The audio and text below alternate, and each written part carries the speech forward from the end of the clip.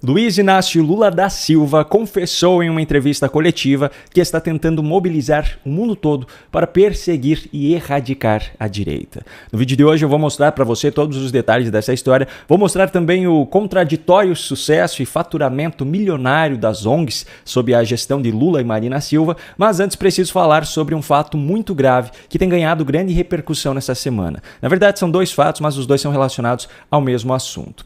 Segundo uma pesquisa realizada pela Fintech Clave, 30% dos brasileiros com contas em bancos, dentro da amostra de 5 mil pessoas analisadas por esse estudo, já pegaram empréstimos de dinheiro nos últimos 12 meses para usar em sites de apostas e jogos de azar.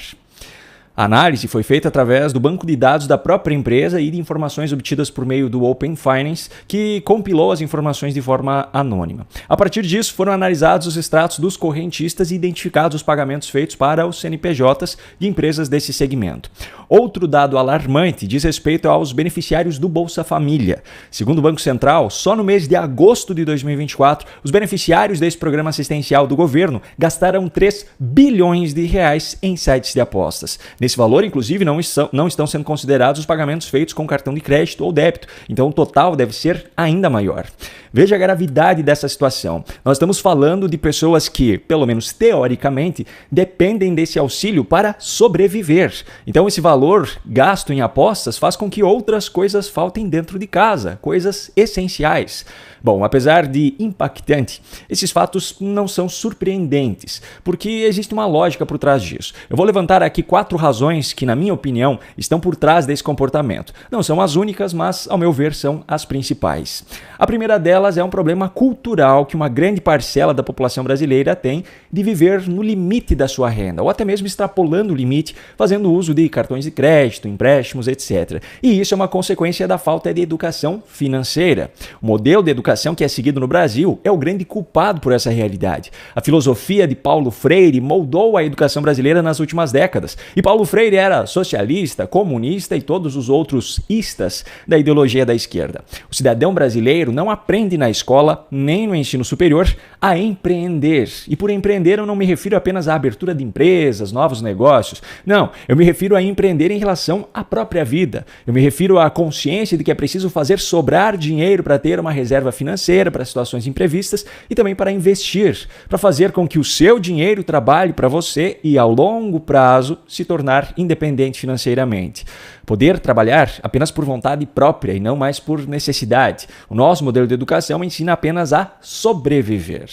Eu também não acho que esse modelo tenha sido implantado de forma não intencional. Esse modelo de educação se encaixa perfeitamente naquilo que os políticos de esquerda precisam para chegar no poder. A segunda razão, no meu ponto de vista, é o modelo assistencialista dos governos de esquerda, porque esses programas assistencialistas, como é o caso do Bolsa Família, por trás das suas narrativas, têm como real objetivo a manutenção da dependência financeira dos seus beneficiários. A lógica por trás disso é muito simples. Esses governos de esquerda, para chegarem ao poder, precisam de uma população com baixas condições financeiras, dependente do governo, para que as suas narrativas sejam vendidas. Se um governo de esquerda incentiva os cidadãos a prosperarem financeiramente e se tornarem independentes, a esquerda perde votos. O próprio Lula já admitiu isso em um evento interno do PT no ano passado. Quem vota majoritariamente no PT são pessoas que ganham até 2 salários mínimos. Um metalúrgico de São Bernardo que ganha 8 mil reais já não quer mais votar na gente.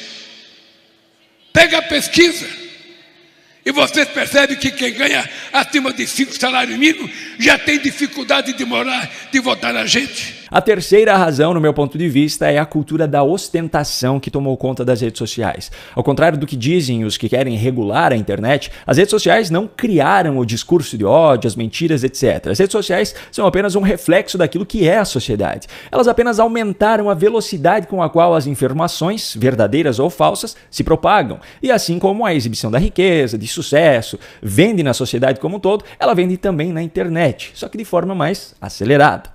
E E aí você pega as novas gerações, que naturalmente já estão mais ansiosas, mais aceleradas, e expõe para elas um mundo de riqueza, de bens materiais, de viagens, de corpos perfeitos.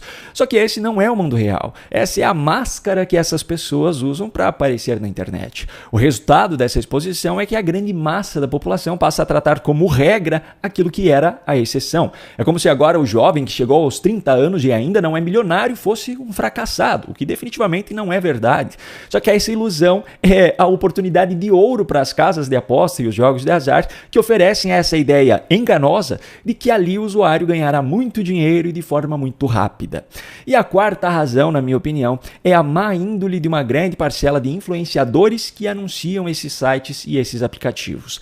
Não podemos generalizar, pois há pessoas que fazem anúncios de forma honesta e transparente, deixando claro que há possibilidade de perder dinheiro, que isso não pode ser uma fonte de renda extra, que você não pode depender disso, que você não pode usar o dinheiro que deveria ir para outra coisa, etc.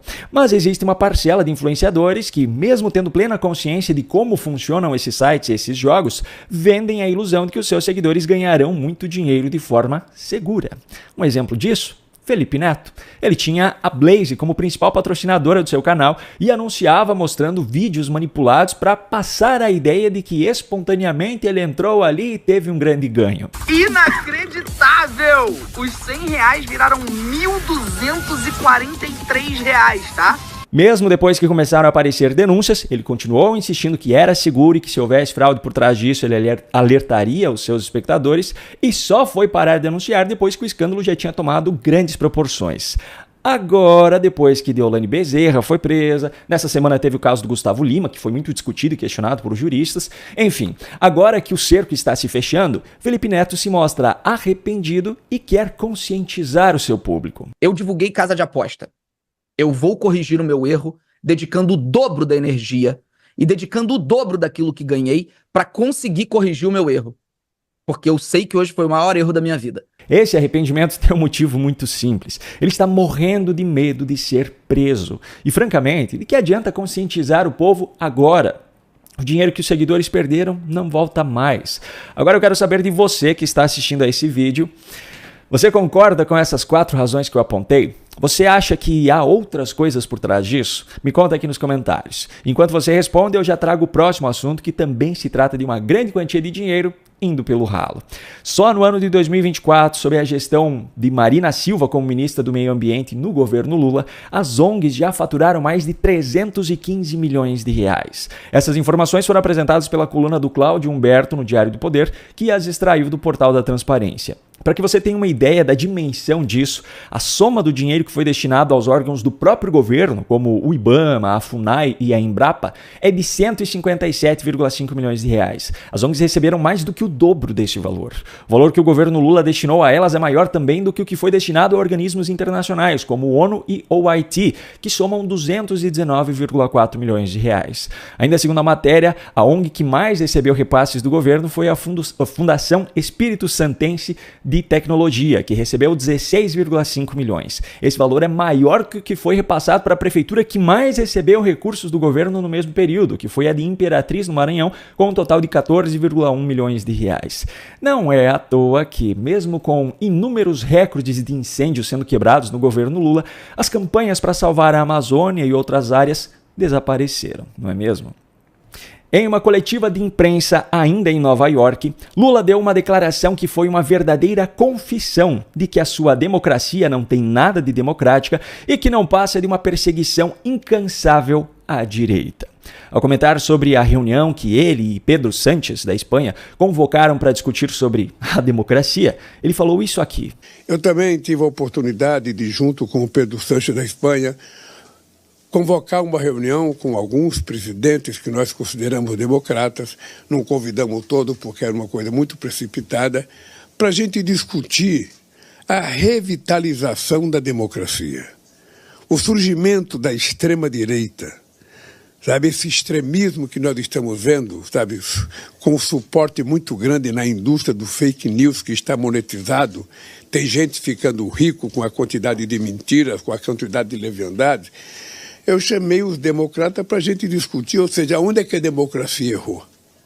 porque em algum momento a democracia cometeu uma falha que permitiu que pessoas extremistas e de extrema-direita pudessem questionar a própria democracia, questionar o sistema, questionar uma série de coisas que há 50 anos atrás era culpa da esquerda. De uma coisa ele tem razão. Tem pessoas que estão enriquecendo em cima de mentiras e leviandades. Só que ele é um dos maiores exemplos disso. Mensalmente recebe um salário de dezenas de milhares de reais para viajar pelo Brasil e pelo mundo, espalhando narrativas inverídicas, fora as regalias concedidas ao seu cargo e as oportunidades de... Bom, melhor deixar para lá. Agora, vem cá. Que democracia é essa em que o cidadão não tem o direito de fazer seus questionamentos a respeito da própria democracia, do próprio sistema? Somente em regimes ditatoriais é que esse tipo de discussão e de questionamento não é permitido, como o de Maduro na Venezuela. E outra coisa, que democracia é essa em que não pode existir uma ideologia oposta à do governo, mesmo que extremista? Logo Lula, que sempre representou a extrema esquerda e só foi adotar uma postura mais moderada em 2002 para conseguir ganhar a eleição. Ele vem com essa história agora. Ele mesmo admitiu recentemente que em 2002 surgiu a versão do Lula Paz e Amor. E para que fique ainda mais claro que a perseguição é à direita mesmo, Lula ainda repetiu mais adiante. Sabendo que nós estamos vivendo uma situação muito complicada, porque você tem uma extrema-direita atuante, sobretudo no chamado mundo digital, que vocês costumam tratar de rede social e eu trato de rede digital. Como se não bastasse, ele ainda deu mais uma demonstração de que a sua democracia é a mais antidemocrática que esse mundo já viu. O bondoso Lula permitiu que fossem feitas mais 2 perguntas, só que com uma condição. Como eu sou um cara altamente democrático, como eu sou um cidadão altamente democrático, eu vou dar uma colher de chá para mais 2 perguntas. Agora, por favor, gente, façam pergunta mais inteligente do que eu possa responder, por favor. Primeiro, Simone. Façam perguntas mais inteligentes, disse ele. Quer dizer que as perguntas anteriores não estavam sendo?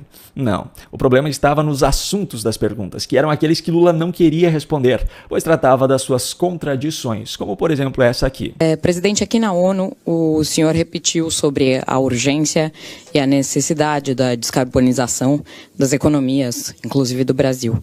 Mas aqui em Nova York, o senhor teve uma reunião fora da agenda com a Shell, que tem interesse em explorar petróleo na margem equatorial. Isso causou desconforto em integrantes do seu próprio governo, que vê contradição nas 2 mensagens. O que o senhor diz sobre isso? E aí, seu Lula, que democracia é essa em que a imprensa não pode fazer perguntas que desagradem o presidente? Um grande abraço e até a próxima.